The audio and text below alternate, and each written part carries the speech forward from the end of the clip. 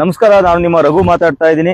ಇವತ್ತು bike taxi ಏನು ಮೊನ್ನೆಯಿಂದ bike taxi ಓಡ್ತಾ ಇದೆ, ಇದು ಹೈಕೋರ್ಟ್ನ ಆದೇಶನ ಉಲ್ಲಂಘನೆ ಮಾಡಿ ಓಡಿಸ್ತಾ ಇದ್ದಾರೆ.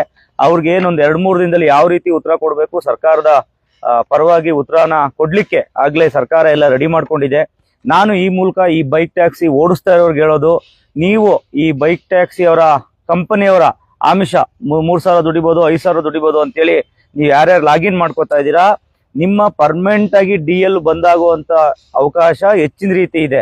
ಸಾರಿಗೆ ಇಲಾಖೆ ಇವಾಗ ಅದನ್ನೇ ಮಾಡ್ತಾ ಇರೋದು.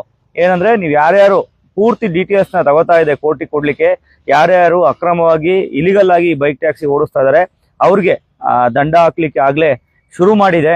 ಆದ್ರಿಂದ ನಾನು ಈ ಮೂಲಕ ನಮ್ಮ ಬೈಕ್ ಟ್ಯಾಕ್ಸಿ ಯಾರ್ಯಾರು ಓಡಿಸ್ತಾ ಇದಾರೆ ಅವ್ರಿಗೆ ಕೇಳ್ಕೊಳೋದು, ನೀವು ಏನಾದ್ರೂ ಬೈಕ್ ಟ್ಯಾಕ್ಸಿ ಓಡಿಸಿದ್ದೇ ಆದ್ರೆ ನಿಮ್ಮ DL ಪರ್ಮನೆಂಟ್ ಆಗಿ ಅಮಾನತ್ ಆಗುತ್ತೆ. ನೀವು ಮುಂದೆ ಯಾವ್ದು ಸುಗ್ಗಿನೂ ಮಾಡೋಕ್ಕಾಗಲ್ಲ,